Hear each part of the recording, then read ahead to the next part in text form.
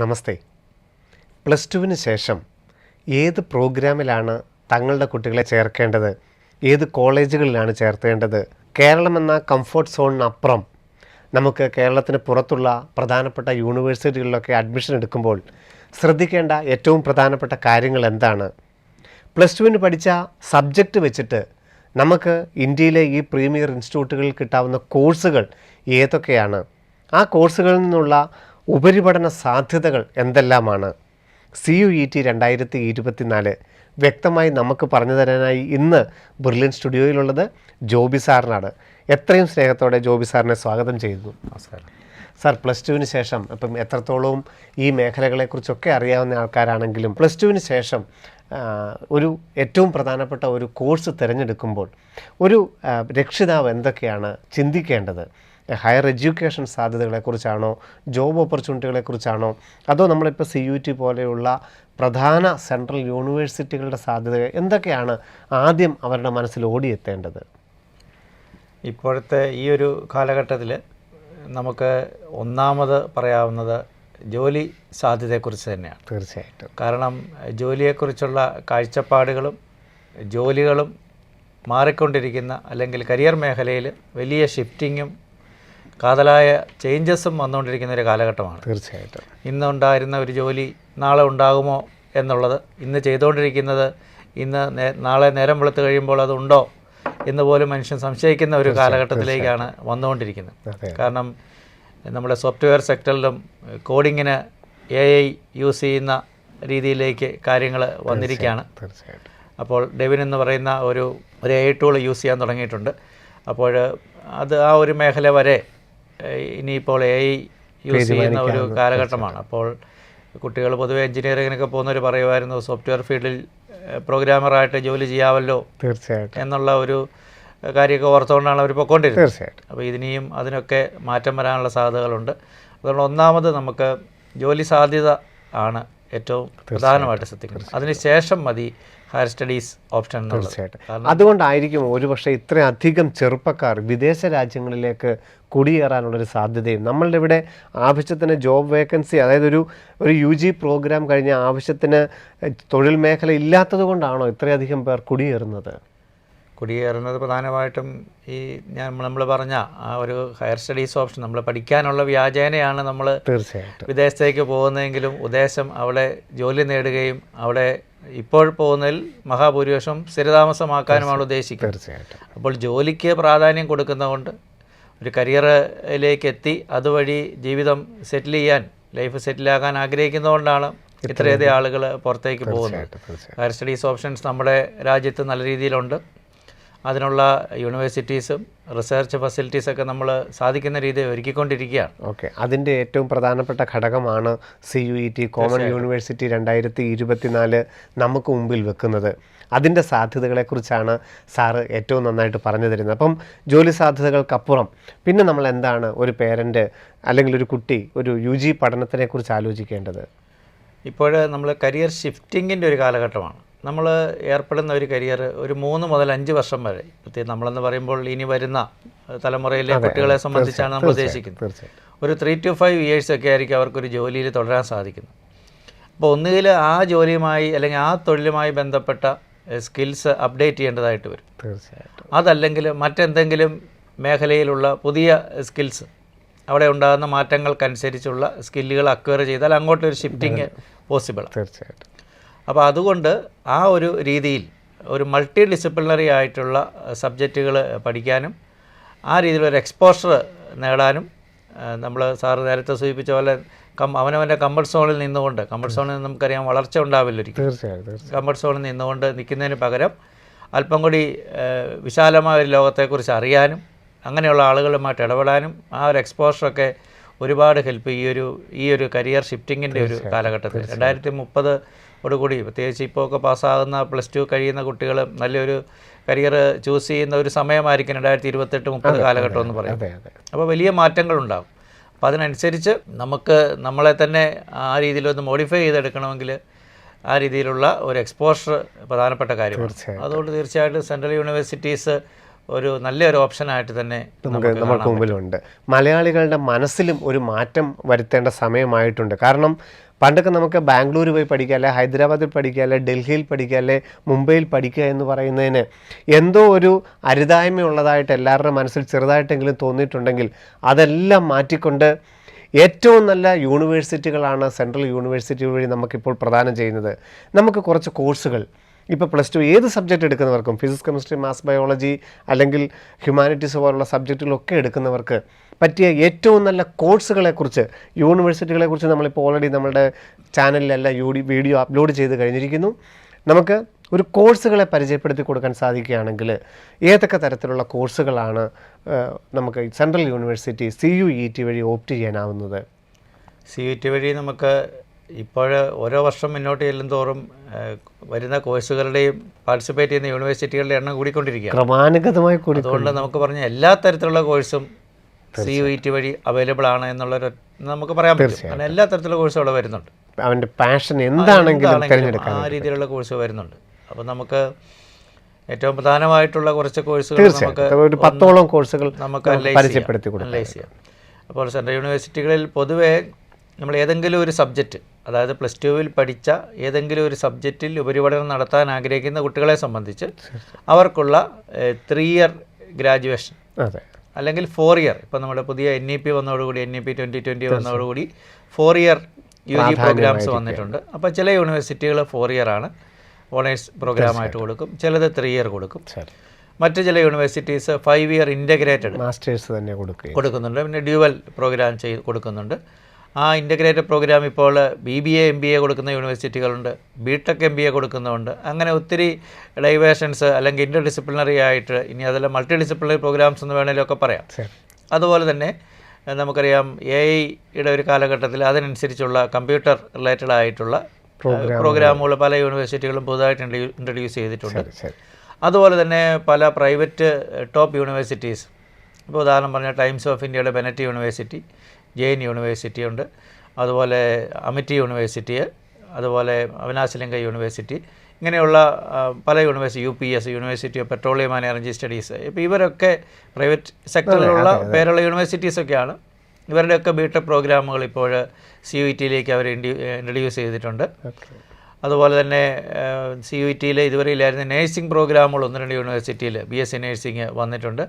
LLB programmes പല university, ഇപ്പോൾ BHU-യിലൊക്കെ LLB വളരെ ഫേമസ് ആണ്. അപ്പോൾ അങ്ങനെയുള്ള പ്രോഗ്രാമുകൾ ഒക്കെ ഇൻട്രൊഡ്യൂസ് ചെയ്തു.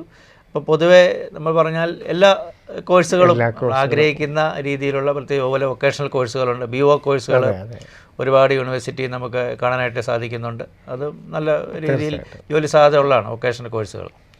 പിന്നെ നമുക്ക് ജോബ് സ്പെസിഫിക് ആയിട്ടുള്ള ചില കോഴ്സുകൾ, ഇപ്പോൾ വിശ്വഭാരതി യൂണിവേഴ്സിറ്റിയിലൊക്കെ ആണെങ്കിൽ മ്യൂസിക്കുമായിട്ട് റിലേറ്റ് ചെയ്ത കോഴ്സുകളുണ്ട്, ഫൈൻ ആർട്സുമായിട്ട് ബന്ധപ്പെട്ട കോഴ്സുകളുണ്ട്, ലാംഗ്വേജ് റിലേറ്റഡ്. ലാംഗ്വേജിന് നമുക്കറിയാം മുമ്പെങ്ങും ഇല്ലാത്ത ഒരു പ്രാധാന്യം ഫോറിൻ ലാംഗ്വേജസിനുള്ള ഒരു കാലഘട്ടമാണ്. അതിനനുസരിച്ച് IFLU-വിലും JNU-വിലും അതുപോലെ BHU-വിലും ഡൽഹി യൂണിവേഴ്സിറ്റിയിലൊക്കെ ഒരുപാട് ലാംഗ്വേജ് പ്രോഗ്രാമുകൾ വന്നിട്ടുണ്ട്.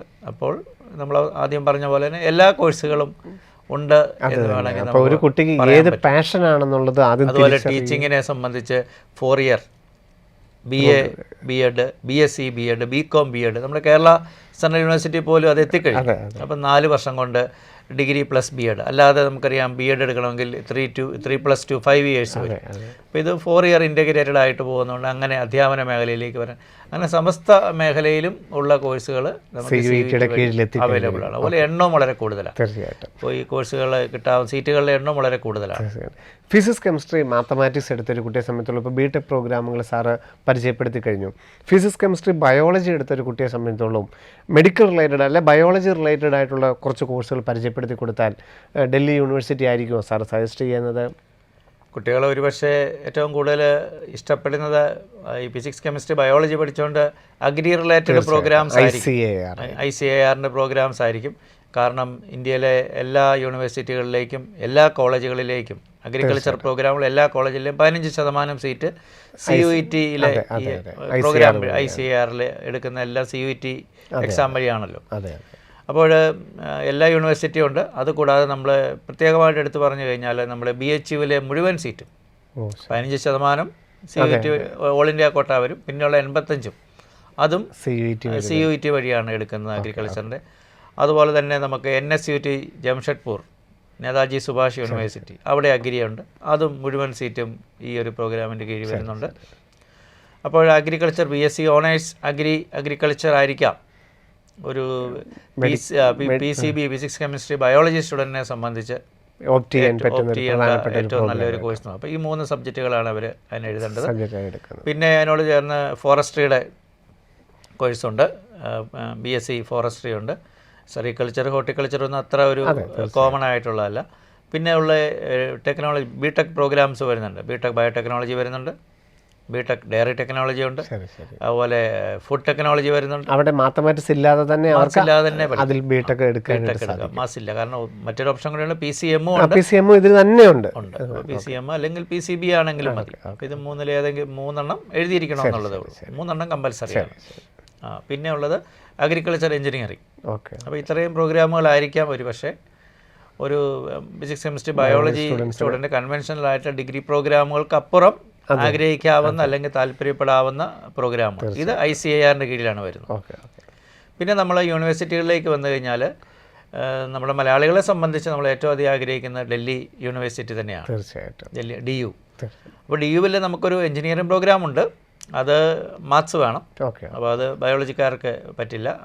ബയോളജി മാത്രമുള്ളവർക്ക് പറ്റില്ല. ബയോളജി മാത്രമുള്ളവർക്കിലേക്ക് നമ്മൾ വരുമ്പോൾ അവരൊരു സബ്ജക്റ്റ് ഇഷ്ടപ്പെടുന്നുണ്ടെങ്കിൽ ഡൽഹി കോളേജസ്, നമ്മൾ ഇന്ത്യയിലെ ഏറ്റവും പ്രധാനപ്പെട്ട ഒരു 10 കോളേജ് എടുത്താൽ 5 അല്ലെങ്കിൽ 6 കോളേജ് ഡൽഹി യൂണിവേഴ്സിറ്റിയുടെ കീഴിൽ വരുന്ന 2 ക്യാമ്പസിലുമായിട്ട് വരുന്ന കോളേജസാണ്. അപ്പോൾ അവിടെ അഡ്മിഷൻ കിട്ടാൻ ഇപ്പോൾ സുവോളജിയോ കെമിസ്ട്രിയോ ഫിസിക്സോ അങ്ങനെയുള്ള ഏത് സബ്ജക്റ്റും ആയിക്കോട്ടെ. ഹിന്ദു കോളേജ് പോലെ സയൻസിന് ഒത്തിരി, അല്ലെങ്കിൽ മിറാണ്ട പോലെ സയൻസിന് പ്രാധാന്യം കൊടുക്കുന്ന കോളേജുകളുണ്ട്. അപ്പോൾ അവിടെ അഡ്മിഷൻ ആഗ്രഹിക്കുന്ന കുട്ടികൾ ഒരുപാടുണ്ട്. അപ്പോൾ അവരെ സംബന്ധിച്ച് ഈ പറയുന്ന ഫിസിക്സ് കെമിസ്ട്രി ബയോളജി എന്നൊരു കോമ്പിനേഷനിൽ അവരത് പരീക്ഷ എഴുതിയാൽ അവർക്ക് ഒരു 3 ഇയർ ഒരു ഓണേഴ്സ് ഡിഗ്രി കിട്ടും. അതിൽ നിന്ന് ഹയർ സ്റ്റഡീസ്, കൂടുതൽ കുട്ടികളും ഹയർ സ്റ്റഡീസിലേക്കാണ്, കാരണം ഒരു ഗ്രാജുവേഷനേ ആയിട്ടുള്ളൂ. പ്ലേസ്മെൻറ്റും ഉണ്ടാവുന്നുണ്ട്. പ്ലേസ്മെൻറ്റ് നല്ല രീതിയിൽ തന്നെ നമുക്ക് പറയാം ഈ കോളേജുകളിലൊക്കെ ഉണ്ട്, ഹയർ സ്റ്റഡീസിന് പോകുന്നുണ്ട്. പിന്നെ നമുക്ക് പറയാവുന്നത് സബ്ജക്റ്റ് നന്നായിട്ട് ഇഷ്ടപ്പെടുന്ന കുട്ടികൾ, എനിക്ക് ഈ ഒരു സബ്ജക്റ്റ് അതിനകത്തിപ്പം ഫിസിക്സ് പഠിച്ചു, ഫിസിക്സാണ് എനിക്ക് താല്പര്യം, അല്ലെങ്കിൽ കെമിസ്ട്രിയാണ്, അല്ലെങ്കിൽ ബയോളജിയാണ് എനിക്ക് എൻ്റെ ഒരു പാഷൻ, അതാണ്, ആ ഒരു രീതിയിൽ വേണം ഡെവലപ്പ് ചെയ്യാൻ, ഹയർ സ്റ്റഡീസ് വേണം എന്നൊക്കെ ആഗ്രഹിക്കുന്നവരെ സംബന്ധിച്ച് വേണമെങ്കിൽ നല്ലൊരു ഓപ്ഷനാണ് ഹൈദരാബാദ് സെൻട്രൽ യൂണിവേഴ്സിറ്റിയിലെ 5 ഇയർ ഇൻ്റഗ്രേറ്റഡ് MSc. അവിടെ മാത്സ് ഉണ്ട്, അപ്ലൈഡ് ജിയോളജി ഉണ്ട്, ഫിസിക്സ് ഉണ്ട്, കെമിസ്ട്രി ഉണ്ട്, ബയോളജി ഉണ്ട്. അപ്പോൾ അവിടെ ബയോളജി പഠിക്കണമെങ്കിൽ physics chemistry maths biology English 5 എഴുതാം. മാത്സ് ആണെങ്കിൽ ബയോളജി ഒഴിവാക്കി ബാക്കി 4 വരും. അപ്പോൾ ഈ 5 പേപ്പർ ഓപ്റ്റ് ചെയ്യണം എന്ന് മാത്രമേ ഉള്ളൂ. എങ്കിലും നല്ല പ്രോഗ്രാമാണ് ഹൈദരാബാദ് സെൻട്രൽ യൂണിവേഴ്സിറ്റിയുടെ ഈ പ്രോഗ്രാം. പിന്നെ നമുക്ക് പോണ്ടിച്ചേരി പറയാം. പോണ്ടിച്ചേരി ഈ വർഷം അവരുടെ പ്രോഗ്രാമുകൾ 4 ഇയർ, നമ്മുടെ NEP 2020 അനുസരിച്ച് 4 ഇയർ പ്രോഗ്രാമുകൾ BSc ഓണേഴ്സ് ആക്കി മാറ്റിയിട്ടുണ്ട്. അവിടെയും ഈ പറഞ്ഞ എല്ലാ കോഴ്സുകളും അവൈലബിൾ ആണ്. ഇന്ത്യയിലെ തന്നെ നല്ലൊരു യൂണിവേഴ്സിറ്റിയാണ് പോണ്ടിച്ചേരി സെൻട്രൽ യൂണിവേഴ്സിറ്റി. അപ്പോൾ സബ്ജക്റ്റ് ഡീപ്പായിട്ട് പഠിക്കണം, അപ്പോൾ ഒരു റിസർച്ചിലേക്കൊക്കെ പോകണമെന്ന് ആഗ്രഹിക്കുന്ന കുട്ടികളെ സംബന്ധിച്ച് നല്ലൊരു ഓപ്ഷനാണ്. കാരണം ഈ 4 ഇയറിന് ശേഷം പിന്നെ 1 ഇയർ പോസ്റ്റ് ഗ്രാജുവേഷൻ ചെയ്താൽ മതിയാവും. അതിനുശേഷം ഒരു റിസർച്ച് ഓറിയൻറ്റേഷനൊക്കെ ഉള്ളവർക്ക് വേണമെങ്കിൽ ഈ 4 ഇയർ കഴിയുമ്പോൾ തന്നെ റിസർച്ചിലേക്ക് പോകാൻ ഉള്ള സാധ്യത ഉണ്ടാവും. പിന്നെ വിദേശത്ത് പോകണമെന്നുണ്ടെങ്കിൽ പിന്നെ ഒരു സ്പെഷ്യൽ പ്രോഗ്രാം ഉണ്ട് ഈ പോണ്ടിച്ചേരി യൂണിവേഴ്സിറ്റിയിൽ, സീല് സോഷ്യൽ ഇക്കണോമിക് അഡ്മിനിസ്ട്രേഷൻ ലോ എന്ന് പറയുന്ന ഒരു ഡ്യുവൽ ഡിഗ്രി പ്രോഗ്രാം എന്ന് പറഞ്ഞാൽ നമ്മുടെ പോണ്ടിച്ചേരി യൂണിവേഴ്സിറ്റിയും പാരീസ് 1 യൂണിവേഴ്സിറ്റിയും സംയുക്തമായിട്ട് നടത്തുന്ന ഒരു പ്രോഗ്രാമാണ്. മാനേജ്മെന്റ് സ്കില്ലായിരിക്കും അതിനകത്ത്. മാനേജ്മെൻറ്റിൻ്റെ പേപ്പറുകളും വരുന്നുണ്ട്, അതിനപ്പുറം എക്കണോമിക്സ് വരുന്നുണ്ട്, അഡ്മിനിസ്ട്രേറ്റീവ് ലെവലിലുണ്ട് ലോ. അപ്പോൾ ആ ഒരു കാര്യങ്ങളെല്ലാം വരുന്നുണ്ട്. വളരെ 5 ഇയർ പ്രോഗ്രാമാണ്. അതേ ഉള്ളൂ ഇപ്പോൾ അവിടെ 5 ഇയർ പ്രോഗ്രാം. പിന്നെ BTech ആരംഭിച്ചിട്ടുണ്ട്. പോണ്ടിച്ചേരിയിലും പാരീസിലും ആയിട്ടാണ് പ്രോഗ്രാം കംപ്ലീറ്റ് ചെയ്യുന്നത്. അപ്പോൾ അതിന് നമുക്ക് +2 ഇന്ന സബ്ജക്റ്റ് പഠിക്കണമെന്ന് നിർബന്ധമുണ്ടോ? ഇല്ല, ജനറൽ ടെസ്റ്റ് മാത്രമേ. ജനറൽ ടെസ്റ്റ് ആണ് CUET എഴുതേണ്ടത്. +2 ഇന്ന സബ്ജക്റ്റ് പഠിക്കണമെന്ന് പോലും ഇല്ല. ഏത് സ്ട്രീമിലുള്ളവർക്കും അങ്ങോട്ട് വരാം, ഈ ഒരു ടെസ്റ്റ് എഴുതിയാൽ മതി. ലാംഗ്വേജിനാണ് നമ്മൾ സാധ്യത കൊടുക്കുന്നതെങ്കിൽ, ലാംഗ്വേജിൻ്റെ സമയമാണെന്ന് നമ്മൾ പറഞ്ഞു കഴിഞ്ഞല്ലോ, ലാംഗ്വേജ് ആണ് നമുക്ക് വേണ്ടതെങ്കിൽ ലാംഗ്വേജിന് നമുക്ക് ഏറ്റവും നല്ലത് ലാംഗ്വേജിൻ്റെ യൂണിവേഴ്സിറ്റി IFLU തന്നെയാണ് 1ാം സ്ഥാനം കൊടുക്കാവുന്നത്. പിന്നെ ഡൽഹിയും നമ്മുടെ BHU ഒക്കെ നമുക്ക്, പിന്നെ JNU ഉണ്ട്. പക്ഷേ JNUവിൽ നമുക്ക് നമ്മൾ റെയർ ആയിട്ടുള്ള കോഴ്സുകളാണുള്ളത്. BA എന്ന് പറയുമ്പോൾ നമുക്ക് ഫോറിൻ ലാംഗ്വേജ് എല്ലാം ഒന്നുമില്ല. അതിന് ഏറ്റവും നല്ലത് നമ്മുടെ ഇഫ്ലൂ തന്നെയാണ്, English and foreign language university Hyderabad. അപ്പോൾ അവിടെ ഒരു ജേർണലിസം പ്രോഗ്രാമുണ്ട്, അത് നല്ല പ്രോഗ്രാമാണ്. ജേർണലിസം ഇപ്പോൾ തന്നെ ആഗ്രഹിക്കുന്ന കുട്ടികളുണ്ടെങ്കിൽ അവർക്കത് BA ജേർണലിസം നല്ലൊരു പ്രോഗ്രാമാണ് ഇഫ്ലൂവിലെ ആയതുകൊണ്ട്. പിന്നെ ഇംഗ്ലീഷുണ്ട്, ഫ്രഞ്ചുണ്ട്, ജർമ്മൻ, അങ്ങനെയുള്ള എല്ലാ ഫോറിൻ ലാംഗ്വേജസും അവർക്ക് BA ചെയ്യാനുള്ള സാധ്യതയുണ്ട്. കാരണം ആ ഒരു ലാംഗ്വേജ് പഠിച്ച് മുന്നോട്ട് പോകണം. ആ ഒരു ലിംഗ്വിസ്റ്റിക് സ്കില്ലുള്ള അല്ലെങ്കിൽ ആ ഒരു ആപ്റ്റിറ്റ്യൂഡ്. അങ്ങനെ ഫോറിൻ ലാംഗ്വേജ് പഠിക്കണമെങ്കിലും എഴുതേണ്ട പരീക്ഷ ഇംഗ്ലീഷും ജനറൽ ടെസ്റ്റും. ഇംഗ്ലീഷ് വേണമെന്നല്ല, വേറെ ഏതെങ്കിലും ലാംഗ്വേജ് പറയുന്നുണ്ട്. ഇംഗ്ലീഷും ജനറൽ ടെസ്റ്റുമാണ് കോമൺ ആയിട്ട് നമുക്ക് പറയാം, നമ്മുടെ കുട്ടികളെ സംബന്ധിച്ച് നമുക്ക് പറയാം. നമുക്ക് സ്ട്രീം ചേഞ്ച് ചെയ്യണം എന്നൊരു ആഗ്രഹമുണ്ട്. ഇപ്പോൾ നമ്മൾ ഫിസിക്സ് കെമിസ്ട്രി ബയോളജി അല്ലെ ഫിസിക്സ് കെമിസ്ട്രി മാത്തമാറ്റിക്സിലൊക്കെയാണ് നമ്മൾ +1 +2 പഠിച്ചത്. ഒരു കുട്ടിക്ക് ആ കുട്ടി ചിലപ്പോൾ ഒരു തിരഞ്ഞെടുത്ത് ആയിരിക്കില്ല ആ സ്ട്രീം, അദ്ദേഹത്തിനൊന്ന് സ്ട്രീം ചേഞ്ച് ചെയ്യണം. ഒരു BCom അല്ലെ എക്കണോമിക്സോ കൊമേഴ്സോ അങ്ങനെ നമുക്ക് മാറാനുള്ള സാധ്യതകളുണ്ടോ? തീർച്ചയായിട്ടും അത് വളരെ നല്ലൊരു തീരുമാനമായിരിക്കും, വളരെ ബുദ്ധിപരമായൊരു തീരുമാനമായിരിക്കും. അങ്ങനെ ഒരു താല്പര്യം, ആ ഒരു ആപ്റ്റിറ്റ്യൂഡുള്ള കുട്ടികളെ സംബന്ധിച്ച് വളരെ നല്ല അത്യാവശ്യം നന്നായിട്ട് വായിക്കുകയും ചിന്തിക്കുകയും ആ രീതിയിലൊക്കെ ആക്ട് ചെയ്യുകയും ചെയ്യുന്ന കുട്ടികളെയൊക്കെ സംബന്ധിച്ച് ഈ ഒരു സ്ട്രീം ചേഞ്ച് ചെയ്യാൻ ഉള്ളൊരവസരം ഇപ്പോഴാണ് നല്ലൊരു അവസരം എന്ന് പറയാവുന്നത്. കാരണം 10ാം ക്ലാസ് കഴിഞ്ഞപ്പോൾ ഒരുപക്ഷെ അവർ നല്ല സ്കോറൊക്കെ കിട്ടിയതുകൊണ്ട് സയൻസ് ആയിരിക്കും ഓപ്റ്റ് ചെയ്ത്. സയൻസ് പഠിച്ചതിന് കുഴപ്പമില്ല, ലോജിക്കൽ ആപ്റ്റിറ്റ്യൂഡും ക്വാണ്ടിറ്റേറ്റീവും ഒക്കെ അവർക്ക് ഡെവലപ്പ് ചെയ്തിട്ടേ ഉള്ളത്. റീസണിങ് ഒക്കെ നന്നാകാൻ സയൻസ് തന്നെയാണ്. അപ്പോൾ അങ്ങനെയുള്ളവരെ സംബന്ധിച്ച് നല്ലൊരു അവസരമാണ്.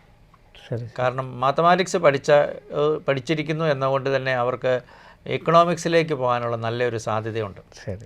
അപ്പോൾ അതിന് ഏറ്റവും നല്ല സ്ഥലങ്ങൾ നമുക്ക് പറയാവുന്നത്, ഒന്ന് ബേസ് ബാംഗ്ലൂർ, അവിടെ 5 ഇയർ ഇൻ്റഗ്രേറ്റഡ് MSc എക്കണോമിക്സ് ഉണ്ട്. ബാബ അംബേദ്കർ സ്കൂൾ ഓഫ് എക്കണോമിക്സ്. അവിടെ മാത്സ് പഠിച്ച കുട്ടികൾക്ക് മാത്രമേ പറ്റുള്ളൂ. +2 മാത്തമാറ്റിക്സ് പഠിച്ചിരിക്കണം. അത് ലണ്ടൻ സ്കൂൾ ഓഫ് എക്കണോമിക്സിൻ്റെ ഒരു സിലബസാണ് അവിടെ ഫോളോ ചെയ്യുന്നത്. നല്ല ഒരു ക്യാമ്പസൊക്കെയാണ്, കുട്ടികളത് സെർച്ച് ചെയ്താൽ അത് മനസ്സിലാവും. തീർച്ചയായിട്ടും. അപ്പോൾ അതിന് പരീക്ഷ എഴുതേണ്ടത് ഇംഗ്ലീഷും ജനറൽ ടെസ്റ്റുമാണ്. പക്ഷേ +2 മാത്തമാറ്റിക്സ് പഠിച്ചു. പിന്നെ നമുക്കിപ്പം ഇക്കണോമിക്സിൻ്റെ മാത്രം ഇൻസ്റ്റിറ്റ്യൂട്ടുകൾ ആദ്യം ഒന്ന് പറയാം. പിന്നെയുള്ള Gokhale institute of politics and economics Pune, അവിടെ BSc ഇക്കണോമിക്സ് ഉണ്ട്. അവിടെ ഈ പറയുന്ന പോലെ മാത്തമാറ്റിക്സ് പഠിച്ചിരിക്കണം നിർബന്ധമില്ല, അവിടെ എഴുതേണ്ട ജനറൽ ടെസ്റ്റ് മാത്രമേ ഉള്ളൂ. ഇംഗ്ലീഷും ജനറൽ ടെസ്റ്റ് എഴുതിയാൽ മതി. ഇത് രണ്ടും എഴുതിയാൽ മതി. ഇംഗ്ലീഷും എഴുതണം, ജനറൽ ടെസ്റ്റ് എഴുതണം. പക്ഷേ മാത്സ് പഠിക്കണം എന്ന് നിർബന്ധമില്ല. അപ്പോൾ അത് രണ്ടെണ്ണം നമുക്ക് പറയാം. പിന്നെ ഉള്ളത് നമ്മൾ ഹൈദരാബാദ് സെൻട്രൽ യൂണിവേഴ്സിറ്റിയിൽ MA എക്കണോമിക്സ് ഉണ്ട്, അത് നല്ലൊരു കോഴ്സാണ്. അതുപോലെ തന്നെ പോണ്ടിച്ചേരിയിലേക്ക് പോയാൽ BA എക്കണോമിക്സ് ഉണ്ട്. ഇനി DU ഡൽഹി യൂണിവേഴ്സിറ്റിയിലേക്ക് വന്നു കഴിഞ്ഞാൽ അവിടെ കോളേജുകളിൽ പ്രത്യേകിച്ച് SR Shriram college of commerce, പെൺകുട്ടികളെ സംബന്ധിച്ച് LSR ലേഡി ശ്രീരാം കോളേജ്, അതുപോലെ സെൻറ്റ് സ്റ്റീഫൻസ്, ഇവിടെയുള്ള എക്കണോമിക്സ് നമുക്ക് വളരെ ഫേമസ് ആണ്, വർഷങ്ങൾക്ക് മുമ്പ് തന്നെ ഫേമസ് ആയിട്ടുള്ള കോഴ്സാണ്. അതുപോലെ BCom നമ്മുടെ SRC ശ്രീരാം കോളേജ് പോലെയുള്ള കോളേജുകളിലെ BCom വളരെ ഫേമസ് ആണ്. അവിടെ BComന് വലിയ ഡിമാൻഡാണ്. അപ്പോൾ IIT പ്രിപ്പറേഷൻ പോലെ കുട്ടികൾ അതിനുവേണ്ടി ഒരു വർഷമൊക്കെ ഇരുന്ന് പ്രിപ്പയർ ചെയ്യുന്നുണ്ട്. IIT BTech എടുത്തവർ പോലും എക്കണോമിക്സിലോട്ടും ഈ ഒരു ഇതിലോട്ടും മാറുന്ന കാലഘട്ടം. അതായത് ഫണ്ട് മാനേജേഴ്സായിട്ടും പോർട്ട്ഫോളിയോ മാനേജർമാരായിട്ടൊക്കെയാണ് IIT-യിൽ നിന്ന് BTech കഴിഞ്ഞ കുട്ടികൾ പിന്നീട് എത്തിച്ചേരുന്നത്. അവർ CFA ഒക്കെ ക്ലിയർ ചെയ്തിട്ട് ആ രീതിയിലേക്ക് പോകുന്നതായിട്ട് കാണുന്നുണ്ട്. ഫിനാൻസ് സെക്ടറിലേക്കാണ് എനിക്ക് തോന്നുന്നത് ക്രീമായിട്ടുള്ളവരൊക്കെ പോകുന്നതായിട്ട് കാണുന്നുണ്ട്. അപ്പോൾ ഒരു നല്ല സബ്ജക്റ്റ് തന്നെയാണ്. ഇപ്പോൾ ഡൽഹി കോളേജസിലുണ്ട്. പിന്നെ JMI ജാമിയ മില്ലിയയിൽ കുറച്ച് BSc പ്രോഗ്രാമുകളും BA പ്രോഗ്രാമുകളും ഇപ്പോൾ CVT-യുടെ കീഴിലേക്ക് വന്നിട്ടുണ്ട്. നല്ലൊരു യൂണിവേഴ്സിറ്റിയാണ്. അപ്പോൾ അത് ഒന്ന് ഓപ്റ്റ് ചെയ്ത് കഴിഞ്ഞാൽ അവിടുത്തെ എക്കണോമിക്സ് വളരെ നല്ലതാണ്. അതുപോലെ DTU-യിലുണ്ട്, ഡൽഹി ടെക്നോളജിക്കൽ യൂണിവേഴ്സിറ്റിയിൽ നമുക്ക് ആകപ്പാടെ കിട്ടാവുന്നത് ഒരു BA ഓണേഴ്സ് എക്കണോമിക്സാണ് ഉള്ളത്. അത് മാത്തമാറ്റിക്സ് പഠിച്ചവർക്കേ പറ്റുള്ളൂ, മാത്സിൻ്റെ പേപ്പർ എഴുതുകയും വേണം. അപ്പോൾ DTU-വിൽ എക്കണോമിക്സ് പഠിക്കാൻ കിട്ടിയാൽ വലിയ സാധ്യതയാണ്. പിന്നെ നമുക്ക് ഡൽഹി സ്കൂൾ ഓഫ് എക്കണോമിക്സിലേക്കൊക്കെ ചെല്ലാനുള്ള ഒരു അവസരമാണ്. അടുത്ത ലെവലിൽ PG നമുക്ക് ഡൽഹി സ്കൂൾ ഓഫ് എക്കണോമിക്സിൽ പഠിക്കാം. അപ്പോൾ അതുകൊണ്ട് ഇക്കണോമിക്സ് ആ രീതിയിൽ നമുക്ക് നല്ല സാധ്യതയുണ്ട്. പിന്നെ സിവിൽ സർവീസിലേക്കൊക്കെ ഓറിയൻറ്റേഷൻ ഉള്ള കുട്ടികളെ സംബന്ധിച്ച് അവർക്ക് മറ്റ് സബ്ജക്റ്റുകൾ, പ്രത്യേകിച്ച് ഹിസ്റ്ററി, പൊളിറ്റിക്കൽ സയൻസ് പോലെയുള്ള സബ്ജക്റ്റുകൾ അവർ ഈ പറഞ്ഞ ഡൽഹി യൂണിവേഴ്സിറ്റിയിലുണ്ട്. BHEയിലുണ്ട്, അലഹബാദിൽ ഒരുപാട് പ്രോഗ്രാമുണ്ട്. ഇപ്പോൾ ഹിസ്റ്ററി തന്നെ പഠിക്കുമ്പോൾ ട്രിപ്പിൾ 3 പ്രോഗ്രാമുകളുടെ ഒരുമിച്ചുള്ള ഒരു ബ്ലെൻഡാണ് അവിടെ ഉണ്ടാകുന്നത്. BA ആണെങ്കിലും BSc ആണെങ്കിലും. അതുപോലെ പോണ്ടിച്ചേരിയിലുണ്ട്. ഈ പറഞ്ഞ യൂണിവേഴ്സിറ്റികൾ നമ്മൾ ആദ്യം പറഞ്ഞ ബേസും ഗോഖലെ ഒഴിച്ച് ബാക്കി എല്ലായിടത്തും നമുക്ക് മറ്റ് പ്രോഗ്രാമുകൾ, പ്രത്യേകിച്ച് പൊളിറ്റിക്കൽ സയൻസും ഹിസ്റ്ററി, സോഷ്യോളജി എല്ലായിടത്തും ഇല്ല. ഈ 2 പ്രോഗ്രാമുകൾ മിക്കവാറും എല്ലാ യൂണിവേഴ്സിറ്റികളും, നമ്മൾ പറഞ്ഞ യൂണിവേഴ്സിറ്റി എല്ലാം തന്നെ ഉണ്ട്. അപ്പോൾ അങ്ങനെ ഒരു സിവിൽ സർവീസ് ഓറിയൻറ്റേഷനൊക്കെ ഉള്ള കുട്ടികളെ സംബന്ധിച്ച് ഇത് പ്രിപ്പയർ ചെയ്യുന്നതോടൊപ്പം തന്നെ സിവിൽ സർവീസിന് വേണ്ടിയും ആ സമയത്ത് തന്നെ അവർക്ക് പ്രിപ്പയർ ചെയ്യാനുള്ള ആരംഭിക്കുകയും ചെയ്യാം. അപ്പോൾ ആ രീതിയിൽ മുന്നോട്ട് പോകാൻ ഇതിലെല്ലാം നമുക്ക് ഫിസിക്സ്, കെമിസ്ട്രി, മാത്സ്, ബയോളജി അല്ലെങ്കിൽ ഈ സയൻസ് സ്ട്രീം എടുത്ത് പഠിച്ചു എന്ന് വിചാരിച്ചുകൊണ്ട് ഒരു പ്രോഗ്രാമിലോട്ടുള്ള ഒരു കുഴപ്പമില്ല. കാരണം ഡൽഹി യൂണിവേഴ്സിറ്റിയിൽ നമ്മൾ ഈ സബ്ജക്റ്റിൽ തന്നെ പരീക്ഷ എഴുതണം, പഠിച്ച സബ്ജക്റ്റിൽ തന്നെ. മറ്റു പലയിടത്തും പറയുന്നത് ഇംഗ്ലീഷും ജനറൽ ടെസ്റ്റുമാണ്. അപ്പോൾ അത് നമ്മളെ ബാധിക്കുന്നില്ല. ജനറൽ ടെസ്റ്റ് സയൻസുകാരെ സംബന്ധിച്ച് ഈസി ആയിരിക്കുന്നതാണ്. കാരണം സയൻസിൽ ജനറൽ ടെസ്റ്റിനകത്തെ 4 പാർട്ടും 5 ഏരിയയിൽ നിന്നാണ് ക്വസ്റ്റ്യൻ വരുന്നത്. 4 പാർട്ടും മാത്സ് റിലേഷൻ ഉള്ളതാണ്. അപ്പോൾ അതുകൊണ്ട് തന്നെ സയൻസുകാരെ സംബന്ധിച്ച് അതും ഈസി ആയിട്ട് ക്രാക്ക് ചെയ്യാവുന്നതാണ്. നമുക്ക് ഈ LLB അങ്ങനെയുള്ള വിഷയത്തിലേക്ക് നമുക്ക് ചേഞ്ച് ചെയ്യണമെങ്കിലും ഈ സയൻസ് സ്ട്രീമിൽ നിന്ന് ചേഞ്ച് ചെയ്യാനായിട്ട് CUET വഴി സാധിക്കും. CUET വഴി സാധിക്കും. പലയിടത്തും ഇംഗ്ലീഷും ജനറൽ ടെസ്റ്റും മതി. ലീഗൽ ആപ്റ്റിറ്റ്യൂഡ് ചോദിക്കുന്ന ഇൻസ്റ്റിറ്റ്യൂഷൻസ് വളരെ കുറവാണ്. വളരെ കുറവ്. ഇംഗ്ലീഷ് ജനറൽ ടെസ്റ്റാണ് മിക്കവാറും LLB ഉള്ള യൂണിവേഴ്സിറ്റീസൊക്കെ ആവശ്യപ്പെടുന്നു. അപ്പോൾ അതും ഒരു പോസിബിലിറ്റിയാണ്. BCOMലേക്ക് പോകാം, BBAയിലേക്ക് പോകാം, BCAയിലേക്ക് പോകാം. അപ്പോൾ അതിനൊക്കെ ഉള്ള സാധ്യതകൾ ഉണ്ട്. ഇപ്പോൾ സാറേ BSc നേഴ്സിങ്ങിൻ്റെ ഒരു കാലഘട്ടമാണല്ലോ ഇനി വരാൻ പോകുന്നത്. പ്രത്യേകിച്ചും ഹയർ എഡ്യൂക്കേഷൻ സാധ്യതകളൊക്കെ വളരെ വിശാലമായിട്ട്, കാരണം AI ഒക്കെ സപ്പോർട്ടോടെ അല്ലെങ്കിൽ ടെക്നോളജിയുടെ സപ്പോർട്ടോടുകൂടി മെഡിക്കൽ ഫീൽഡിലോട്ട് കടന്നു വരുന്ന ഈ കാലഘട്ടത്തിൽ BSc നേഴ്സിംഗ് CUET ആയിട്ട് കൂട്ടി ചിന്തിച്ചു കഴിഞ്ഞാൽ നമുക്ക് ഏതൊക്കെ യൂണിവേഴ്സിറ്റി ആയിരിക്കാം ഇപ്പോൾ പുതിയതായിട്ട് വന്നിരിക്കുന്നത്? നമുക്ക് ഗവൺമെൻറ് മേഖലയിൽ അങ്ങനെ കാര്യമായിട്ട് എത്തിയിട്ടില്ല. പ്രൈവറ്റ് മേഖലയിലാണ്. അത് ജംഷഡ്പൂർ NSUT, അവിടെ BSc nursing, BSc agriculture, general nursing ഇതെല്ലാം ഉണ്ട്. നമുക്ക് ഇംഗ്ലീഷും ജനറൽ ടെസ്റ്റും എഴുതിയാൽ മതി. സയൻസ് സബ്ജക്റ്റ് എഴുതേണ്ട കാര്യം പോലും ഇല്ല. അങ്ങനെ 1-2 പിന്നെ ചില വൊക്കേഷണൽ കോഴ്സുകളുണ്ട്, പാരാമെഡിക്കൽ റിലേറ്റഡ് ആയിട്ടുള്ളത്. അത് ചില യൂണിവേഴ്സിറ്റികളിൽ കാണുന്നുണ്ട്. എന്നാലും പൊതുവെ എണ്ണം കുറവാണ്. പിന്നെ BPharm പല യൂണിവേഴ്സിറ്റികളിലും നമുക്ക് കാണാൻ പറ്റുന്നുണ്ട്. FAMD എവിടെയെങ്കിലും ഉണ്ടോ? അപ്പോൾ FAMD കാണുന്നില്ല. കേരളത്തിലും എനിക്ക് തോന്നുന്നു FAMD ഈ എൻട്രൻസ് റിലേറ്റഡ് അല്ല, നേരിട്ട് തന്നെ കോളേജുകളുമായിട്ട്. നമുക്ക് കേരളത്തിലാണെങ്കിലും ഗവൺമെന്റ് മേഖലയിൽ ഒരു കോളേജിൽ ഇതുവരെ ആരംഭിച്ചിട്ടില്ല. സ്വകാര്യ മേഖല മാത്രമേ ഉള്ളൂ. നേരിട്ട് കോളേജുകളുമായിട്ട് കോൺടാക്ട് ചെയ്യേണ്ട ഒരു സമയമാണ്. സാറേ, ഈ യൂണിവേഴ്സിറ്റികൾ ഇപ്പോൾ സാർ ധാരാളം കോഴ്സുകളെക്കുറിച്ചും യൂണിവേഴ്സിറ്റികളെ നമുക്ക് പരിചയപ്പെടുത്തുകയുണ്ടായി. ഈ രക്ഷകർത്താക്കൾക്ക് തീർച്ചയായിട്ടും ഈ യൂണിവേഴ്സിറ്റികളിലോട്ടൊക്കെ നമ്മുടെ കുട്ടികളെ ധൈര്യമായിട്ട് വിടാനായിട്ട് സാധിക്കും. നമ്മുടെ കുട്ടികൾ എല്ലായിടത്തും തന്നെ പഠിക്കുന്നുണ്ടോ? ആ ക്യാമ്പസുകളിലൊക്കെ മലയാളികളുടെ ഒരു സജീവ സാന്നിധ്യമുണ്ടോ? തീർച്ചയായും ഉണ്ട്. പ്രത്യേകിച്ച് ഡൽഹിയിൽ മലയാളികളെ സഹായിക്കാൻ തന്നെ ഓരോ കോളേജിലും അവർ അസോസിയേഷൻസ് ആരംഭിച്ചിട്ടുണ്ട്. പുതുതായിട്ട് ചെല്ലുന്ന കുട്ടികൾക്ക് അവർ എല്ലാ രീതിയിലും ഹെൽപ്പ് ചെയ്യുന്നുണ്ട്. മലയാളികൾ വരണം എന്ന് തന്നെയാണ് ആഗ്രഹിക്കുന്നത്. CUET തുടങ്ങിയ ശേഷം വരുന്ന മലയാളികളുടെ എണ്ണം കുറഞ്ഞിരിക്കുകയാണ്. കാര്യമായ കുറവ്, 1/4 ആയി കുറഞ്ഞിട്ടുണ്ടെന്നാണ് പൊതുവെ ഒരു അഭിപ്രായം വന്നിരിക്കുന്നത്. അപ്പോൾ അതുകൊണ്ട് അങ്ങനെ ബുദ്ധിമുട്ടൊന്നുമില്ല. പ്രത്യേകിച്ച് ഡൽഹിയിലെ മലയാളികൾ ഒരുപാട് ഉണ്ടെന്നുള്ള കാര്യം നമുക്കറിയാം. അപ്പോൾ അങ്ങനെ പ്രശ്നങ്ങളൊന്നുമില്ല. BHUവിലുണ്ട്. അതുപോലെ ഹൈദരാബാദും പോണ്ടിച്ചേരിയൊക്കെ നമുക്കറിയാം സൗത്തിലാണ്. അങ്ങനെയുള്ള പ്രശ്നങ്ങളൊന്നും പൊതുവെ നമുക്ക് ഫേസ് ചെയ്യേണ്ടതായിട്ട് വരുന്നില്ല. അപ്പോൾ അവനവൻ്റെ പാഷൻ അനുസരിച്ച് തീർച്ചയായിട്ടും നമുക്ക് ഇപ്പോൾ ഈ പറഞ്ഞ ഏത് യൂണിവേഴ്സിറ്റി ആണെങ്കിലും നമുക്ക് ധൈര്യമായിട്ട് കടന്നു ചെല്ലാവുന്നതാണ്. നമ്മളുടെ പാഷൻ അനുസരിച്ച് പഠിക്കാനായിട്ട് ഏതാണെന്നുള്ളതൊന്ന് തിരഞ്ഞെടുത്താൽ മാത്രം മതിയാകും. നമുക്കറിയാം, ഇപ്പോൾ 26-ാം തീയതിയാണ് നോർമലായിട്ട് അവരാദ്യം പറഞ്ഞിരുന്ന ഷെഡ്യൂൾ അനുസരിച്ച് ഓൺലൈൻ ആപ്ലിക്കേഷൻ അവസാനിക്കേണ്ടത്. എന്നാൽ യൂണിവേഴ്സിറ്റികൾ പുതിയതായിട്ട് ആഡ് ചെയ്യപ്പെട്ടിട്ടുണ്ട്, കോഴ്സുകൾ പുതിയതായിട്ട് ആഡ് ചെയ്യപ്പെട്ടിട്ടുണ്ട്. അതുകൊണ്ട് ആപ്ലിക്കേഷൻ മിക്കവാറും ഒരാഴ്ചയും കൂടെയൊക്കെ എക്സ്റ്റെൻഡ് ചെയ്യാനുള്ള സാധ്യതകൾ നിലനിൽക്കുന്നു. അത് കൃത്യമായിട്ട് നിങ്ങളെ അറിയിക്കാം. അതോടൊപ്പം തന്നെ ഈ പുതിയതായിട്ട് വന്നിരിക്കുന്ന ഓൾറെഡി അപ്ലൈ ചെയ്ത് കഴിഞ്ഞവരാണെങ്കിൽ ഈ പറഞ്ഞ കോഴ്സുകളോ യൂണിവേഴ്സിറ്റികളോ നിങ്ങൾക്ക് ആഡ് ചെയ്യാനായിട്ട് അതിനുശേഷം, അതായത് എന്നാണോ ഓൺലൈൻ ആപ്ലിക്കേഷൻ തീരുന്നത് അതിനുശേഷം ഒരാഴ്ച യൂണിവേഴ്സിറ്റികളും കോഴ്സുകളും നിങ്ങൾക്ക് ആഡ് ചെയ്യാനുള്ള അവസരം വരുന്നുണ്ട്. ഏതെങ്കിലും സബ്ജക്റ്റുകൾ ആഡ് ചെയ്യണമെന്നുണ്ടെങ്കിൽ, പരീക്ഷ എഴുതാനുള്ള സബ്ജക്റ്റുകൾ ആഡ് ചെയ്യണമെന്നുണ്ടെങ്കിൽ അതിനുള്ള സാഹചര്യവും നിങ്ങൾക്ക് വരുന്നുണ്ട്. അതനുസരിച്ച് നിങ്ങൾക്ക് മെയ് 15 മുതൽ മെയ് 31 വരെ നടക്കുന്ന CUETക്ക് ഏറ്റവും നന്നായിട്ട് തന്നെ തയ്യാറെടുക്കാനായിട്ട് സാധിക്കും. ജനറൽ ടെസ്റ്റാണ് ഇപ്പോൾ കൂടുതലായിട്ടും നമുക്ക്, അല്ലെങ്കിൽ ഇംഗ്ലീഷും ജനറൽ ടെസ്റ്റുമാണ് കൂടുതലായിട്ട് നമുക്ക് ഏറ്റവും നല്ല കോഴ്സുകളിലോട്ടുള്ളൊരു സബ്ജക്റ്റായിട്ട് കാണുന്നത്. ഇതിന് ഏത് രീതിയിലുള്ളൊരു തയ്യാറെടുപ്പാണ് ഇപ്പം ഇംഗ്ലീഷിന് അല്ലെങ്കിൽ ജനറൽ ടെസ്റ്റിന് ഏത് രീതിയിലുള്ള തയ്യാറെടുപ്പാണ് നമ്മുടെ കുട്ടികൾ നോക്കുക? ഇപ്പോൾ അവർ ഫിസിക്സ്, കെമിസ്ട്രി, മാത്സ്, ബയോളജി അവർക്കിപ്പം ഇതിന് വേണ്ടിയിട്ട് പ്രാക്ടീസ് ചെയ്തിട്ടുണ്ട്. ഇംഗ്ലീഷും ജനറൽ ടെസ്റ്റും മുൻ വർഷങ്ങളിൽ CUT ചോദിച്ചത് ഏത് നിലവാരത്തിലുള്ള ഏത് രീതിയിലുള്ള ചോദ്യങ്ങളാണ്? ഇംഗ്ലീഷ് കോംപ്രിഹെൻഷന് ആൻഡ് വെർബൽ യൂസേജ് ഒക്കെയാണ് കാര്യമായിട്ട് വരുന്നത്. അപ്പോൾ നമുക്കൊരു +2 ലെവലിൽ നിന്ന് നന്നായിട്ട് മതിയാവും.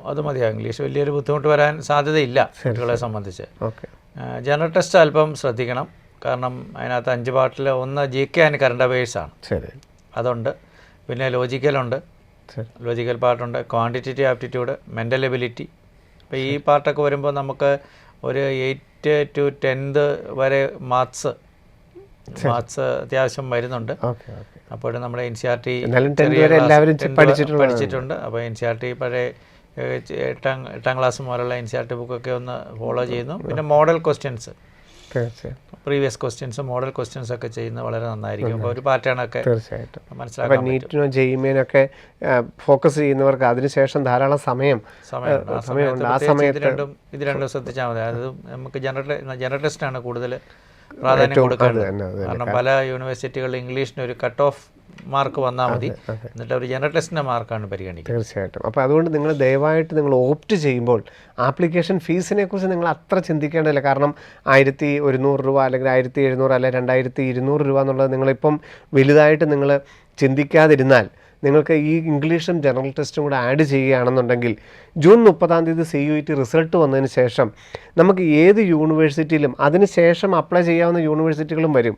അതിനെക്കുറിച്ച് നമുക്ക് കൃത്യമായിട്ട് തിരഞ്ഞെടുക്കാനുള്ളൊരു സാവകാശം ലഭിക്കുകയും ചെയ്യും. ജോബി സാറിന് എത്രയും സ്നേഹത്തോടെ എല്ലാവിധ നന്ദികളും അറിയിക്കുന്നതോടൊപ്പം തന്നെ മലയാളികൾ അല്പമെങ്കിലും മുൻ വർഷങ്ങളിൽ മടിച്ചു നിന്നിട്ടുണ്ടെങ്കിൽ ഈ വർഷം എനിക്ക് തോന്നുന്നു അതിനൊരു വലിയൊരു മാറ്റം വന്നിട്ടുണ്ട്. എല്ലാവരും ദയവായിട്ട് CUETയിൽ +2 പഠിച്ച സബ്ജക്റ്റുകളും ഇംഗ്ലീഷും ജനറൽ ടെസ്റ്റും അടക്കം നിങ്ങൾ അപ്ലൈ ചെയ്യണം.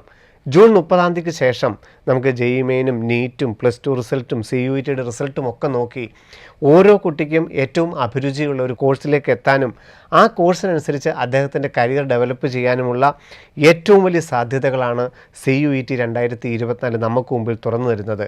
നമ്മളുടെ സാധ്യതകൾ അല്ലെങ്കിൽ നമ്മളുടെ ഈ ഒരു സമയം അതിനെ നമ്മൾ ഉപയോഗിക്കാതെ പോകരുതെന്നുള്ള അഭ്യർത്ഥന മാത്രമേ ഞങ്ങളുടെ ഭാഗത്തു നിന്നുള്ളൂ.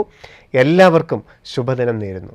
എൻട്രൻസ് സംബന്ധമായ വാർത്തകളും അപ്ഡേഷനുകളും ഏറ്റവും വേഗം ആധികാരികമായി അറിയാൻ ബ്രില്യൻറ്റ് സ്റ്റഡി സെന്റർ പാല യൂട്യൂബ് ചാനൽ സബ്സ്ക്രൈബ് ചെയ്യുക. ബെൽ ഐക്കൺ അമർത്തുക. ഈ വീഡിയോ മറ്റ് സുഹൃത്തുക്കളിലേക്കും ഷെയർ ചെയ്ത് നൽകുക.